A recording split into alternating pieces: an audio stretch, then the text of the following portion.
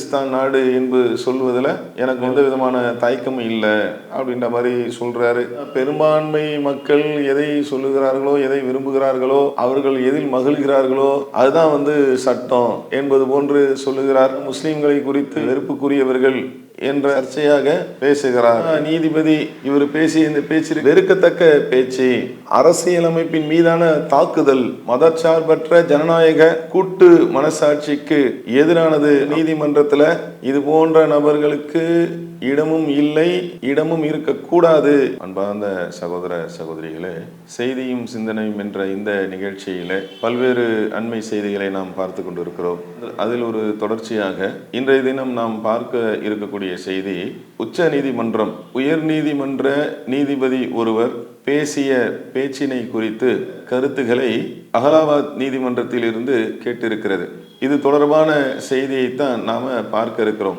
ஏன் உச்ச நீதிமன்றம் நீதிபதி ஒருவர் பேசிய அந்த பேச்சை குறித்து அறிந்து கொள்வதற்கு ஏன் விவரங்களை கேட்டிருக்கிறது என்று பார்த்தால், அந்த அலகாபாத்துடைய உயர் நீதிமன்ற அந்த நீதிபதி அப்படி என்னதான் பேசினாரு, என்ன நடந்துச்சு அப்படின்னு பார்த்தா, தற்போது நீதிபதியாக இருப்பவர் சேகர் குமார் யாதவ் என்று சொல்லக்கூடிய நீதிபதி. விஸ்வ இந்து பரிஷத், விஸ்வ இந்து பரிஷத்லாம் யாருன்றது நாட்டு மக்களுக்கு நன்றாக தெரிந்த ஒன்று.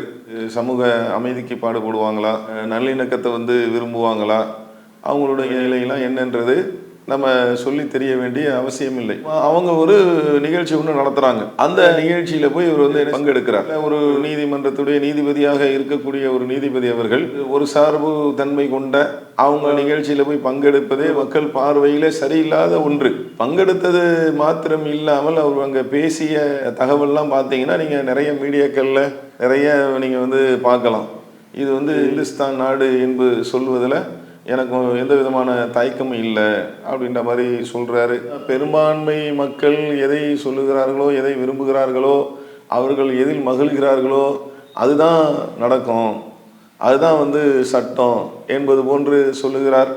ஒரு கட்டத்தில் பார்த்தீங்கன்னா முஸ்லீம்களை குறித்து வெறுப்புக்குரியவர்கள் என்ற கருத்துப்பட என்ன செய்கிறாரு, முஸ்லிம்களை குறித்தும் சர்ச்சையாக பேசுகிறார் எங்க அந்த நிகழ்ச்சியில. அப்போ இது போன்று அவர் பேசிய காரணத்தினால்தான் ஏன்னா கடுமையான ஒரு அதிர்வலைகளை ஏற்படுத்தி இருக்கிறது பொது மக்கள் இடத்திலே. அது இல்லாம நியாயத்தை விரும்பக்கூடிய நியாயவான்கள் இடத்திலே மிகப்பெரிய ஒரு அதிர்வலைகளை இது ஏற்படுத்தி இருக்கிறது. என்ன காரணம் பார்த்தீங்கன்னா, பொதுமக்களுடைய மிக முக்கியமான நம்பிக்கையாக திகழக்கூடிய ஒன்று என்பதுதான் நீதிமன்றம்.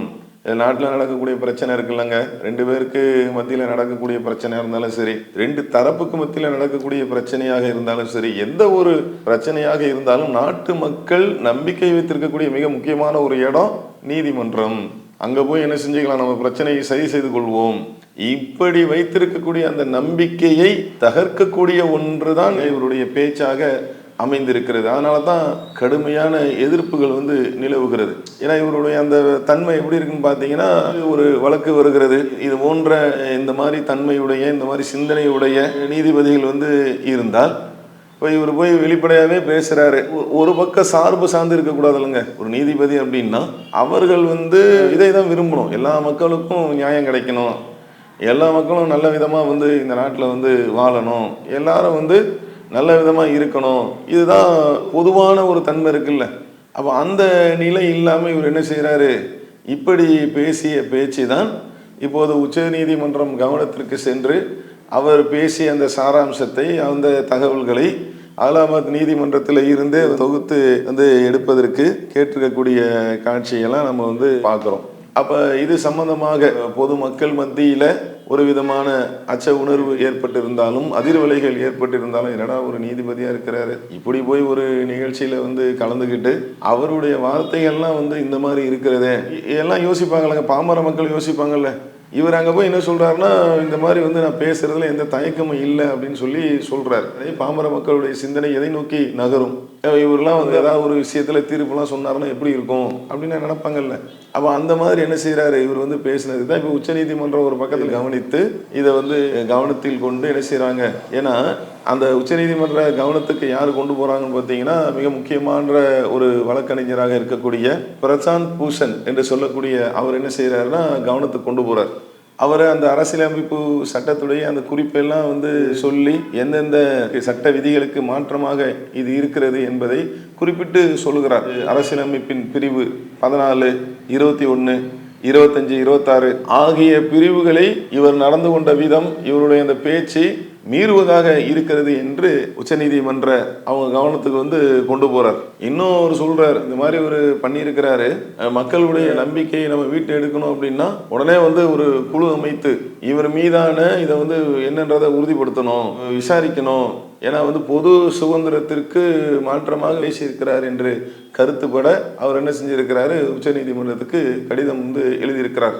இந்திய கம்யூனிஸ்ட் மார்க்சிஸ்ட் அதனுடைய தலைவராக இருக்கக்கூடிய பிருந்தா காரத் அவர்கள் அவர் எழுதின கடிதத்தில் என்ன சொல்றாருன்னா, நீதிபதி இவர் பேசிய இந்த பேச்சு இருக்கிறதே இது வந்து வெறுக்கத்தக்க பேச்சு, அரசியலமைப்பின் மீதான தாக்குதல், மதச்சார்பற்ற ஜனநாயக கூட்டு மனசாட்சிக்கு எதிரானது அப்படின்லாம் வந்து அவர் வந்து சொல்லியிருக்கிறார். குறிப்பா அவர் சொல்றாரு, நீதிமன்றத்துல இது போன்ற நபர்களுக்கு இடமும் இல்லை, இடமும் இருக்கக்கூடாது என்பதாக அவங்க கடிதத்தில் அவர் குறிப்பிட்டு அவங்களும் என்ன செஞ்சிருக்காங்க, உச்ச நீதிமன்ற அவங்களுக்கு வந்து கவனத்திற்கு இந்த கடிதத்தை அனுப்பியிருக்கிறார்கள். மிக குறிப்பாக கபில் சிபல் அவங்க இவர் மீது வந்து நடவடிக்கை எடுப்பதற்கு நீதிபதிகள் விசாரணை சட்டத்தின் பிரிவு 3/1 B-ன் கீழ் பதவி நீக்கம் செய்வதற்கான நடைமுறை மனுவை வந்து 124/4 மற்றும் 124/5 இவங்க இதையெல்லாம் குறித்து என்ன செஞ்சிருக்காங்கன்னா, இவர் மீது விசாரணை வைக்க நடவடிக்கை எடுப்பதற்கு இவங்களும் வந்து தங்களுடைய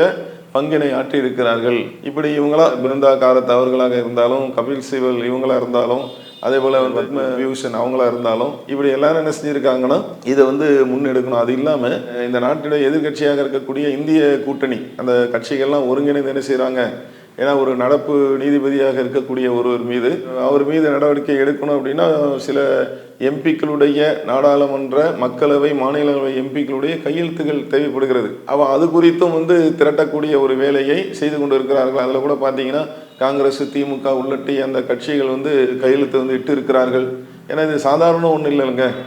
இந்த மாதிரி வந்து நிலைமை வந்து போய்கொண்டு இருக்கிறது. ஒரு நீதிபதியாக இருப்பவர்கள் இது போன்ற காரியங்களில் ஈடுபடுவது வந்து சரி செய்யப்பட வேண்டிய ஒன்று, தவிர்க்கப்பட வேண்டிய ஒன்று. ஏன்னா நீதிமன்றம் என்பது பொதுவான ஒன்று தானே. நீதி என்பது வந்து அனைத்து மக்களுக்கு பொதுவாக இருக்கணும்ல. அந்த மாதிரி சில விஷயங்கள்ல இவருடைய இந்த செயல், இவருடைய பேச்சு அதற்கு எதிராக கேள்வி எழுப்பக்கூடிய ஒன்றாக இருக்கிறது. இவர் மீது இவர் செய்த இந்த செயலை வந்து குறிப்பிட்டு, பேச்சை குறிப்பிட்டு இவர் மீது ஒழுங்கு நடவடிக்கைகளை சரி செய்யக்கூடிய அந்த செயல்களை வந்து செய்ய வேண்டும் என்ற கோரிக்கை வலுத்து கொண்டு இருக்கிறது. பொதுமக்களுடைய பார்வையும் இதை என்ன செய்யுதுன்னா, என்ன நடக்குது அப்படின்றத கவனித்து கொண்டு தான் இருக்கிறார்கள். ஏன்னா வந்து ஒரு நிகழ்ச்சியில போய் கலந்துக்கிட்டு, அதுவும் வந்து விஹெச்வி என்று சொல்லக்கூடிய அந்த இயக்கம் நடத்தக்கூடிய ஒரு நிகழ்ச்சியில கலந்துக்கிட்டு இவர் இந்த மாதிரி வெறுப்பு பேச்சு என்பது சரியான ஒன்றல்ல. ஒரு சாராரை குறித்து இவர் பேசக்கூடிய சொன்ன ஒன்று சரியில்லாத ஒன்று என்ற அடிப்படையில் பொதுமக்களும் இதை வந்து கவனித்து கொண்டு இருக்கிறார்கள். அன்பார்ந்த சகோதர சகோதரிகளே, இவருடைய அந்த வார்த்தைகள் என்பது சரியில்லை. பொதுவாக உள்ள அந்த நீதியின் மீது உள்ள அந்த நம்பிக்கையை தகர்க்கக்கூடிய ஒன்றாக இருக்கிறது. உச்ச நீதிமன்றம் இன்னைக்கு வந்து இது சம்பந்தமாக களத்தில் இறங்கி இருக்கிறார்கள். மக்கள் எல்லாம் மிகுந்த நம்பிக்கையோடு எதிர்பார்த்து கொண்டு இருக்கிறார்கள்.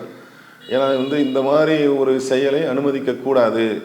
இது நம்மளுடைய இந்தியா போன்ற ஜனநாயக நாட்டிற்கு, பன்முகத்தன்மை கொண்ட ஜனநாயக நாட்டிற்கு இது போன்ற செயல் என்பது இது வந்து ஒத்து வராது, சரியாக இருக்காது என்கின்ற அந்த அடிப்படையில் உச்சநீதிமன்றத்துடைய அந்த அடுத்த கட்ட நிகழ்வை எதிர்பார்த்து பொதுமக்கள் அனைவரும் எதிர்பார்த்து கொண்டு இருக்கிறார்கள், ஆவலோடு பார்த்து கொண்டு இருக்கிறார்கள் என்ற கருத்தை சொல்லி, அவர்களிடமிருந்து வரக்கூடிய அந்த செய்தி இதுபோன்று நடக்கக்கூடிய நீதிபதிகளுடைய இனி ஒருவர் இது மாதிரி நடக்காமல் இருப்பதற்குரிய ஒன்றாக இது அமைய வேண்டும் என்கின்ற எதிர்பார்ப்புல இந்த நிகழ்ச்சியை நிறைவு செய்கிறோம்.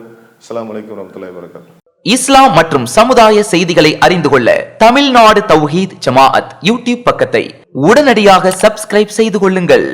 மேலும் பெல் பட்டனையும் கிளிக் செய்து கொள்ளுங்கள்.